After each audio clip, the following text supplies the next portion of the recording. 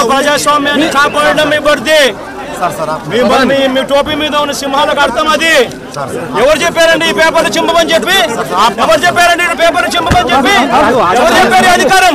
అంటే అసెంబ్లీలో పేపర్లు చింపే అధికారం చింపే అధికారం ఎవరు ఇచ్చారు మీకు?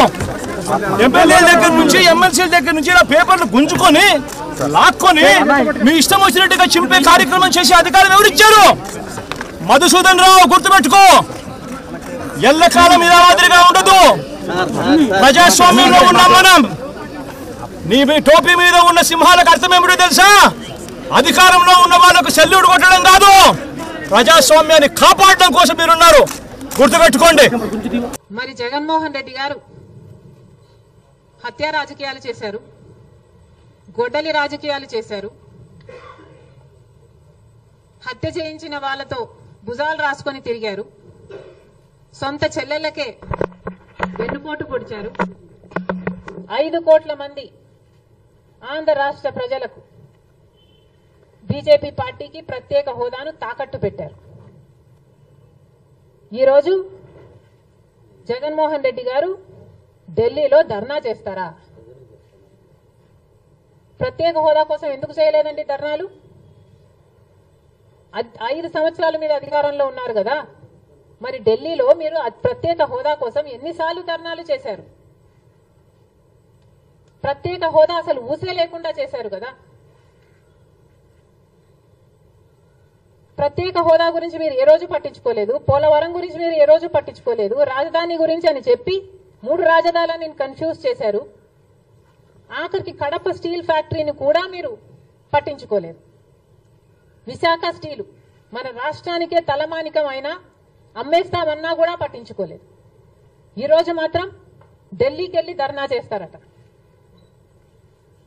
మీ కార్యకర్తను చంపేస్తే ఢిల్లీకి వెళ్లి మీరు ధర్నా చేస్తున్నారే, మరి మీ సొంత చిన్నాన్నను చంపేసినప్పుడు మీరు ఢిల్లీలో ఎందుకు ధర్నా చేయలేదు న్యాయం కోసం?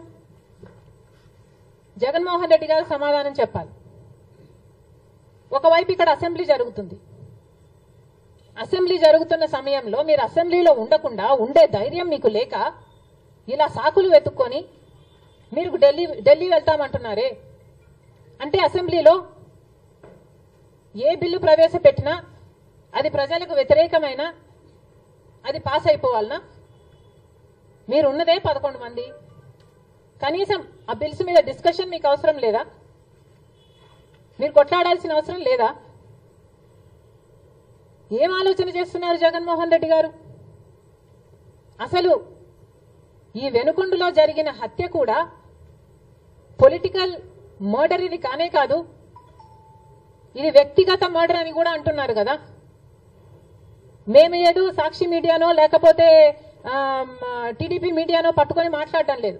మా ఎంక్వైరీలు మేము చేసుకొని న్యూట్రల్ మీడియాతో లోకల్ గా మేము మాట్లాడిన తర్వాత మేము వచ్చిన కన్క్లూషన్ ఏమిటి అంటే ఇది వ్యక్తిగత మర్డర్. మొన్నటి వరకు కూడా హత్య చేసిన వాళ్ళు, హత్య గురైన వాళ్ళు ఇద్దరు వైసీపీతోనే ఉన్నారు. మరి అలాంటప్పుడు ఇది పొలిటికల్ మర్డర్ ఎలా అవుతుంది?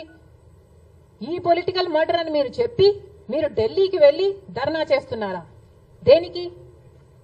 మీ ఉనికి కాపాడుకోవడం కోసం, మీ పార్టీ కోసం అని చెప్తున్నారు. ప్రజలు ఏం ఆలోచిస్తారు? ఈరోజు వరదలు వస్తున్నాయి మన రాష్ట్రంలో, వారిని వెళ్ళి పరామర్శించాలని మీకు అనిపించలేదు. కానీ వ్యక్తిగత మర్డర్లో మీ పార్టీకి సంబంధించిన 2 కొట్టుకొని చచ్చిపోతే ఈరోజు మీరు ఢిల్లీకి వెళ్లి ధర్నా చేస్తారా? ప్రజల కోసం మీరు ఎందుకు నిలబడలేదు? మీ పార్టీ వాళ్ళు ఓటేస్తే మీరు గెలిచారా? మీ పార్టీ వాళ్ళ కోసమే మీరు ముఖ్యమంత్రి అయ్యారా? 5 సంవత్సరాలుగా మీరు ప్రజల కోసం పనిచేయలేదు, కానీ ఈ రోజు ఢిల్లీకి వెళ్లి ధర్నా చేస్తారట. సిగ్గుండాలి కదా.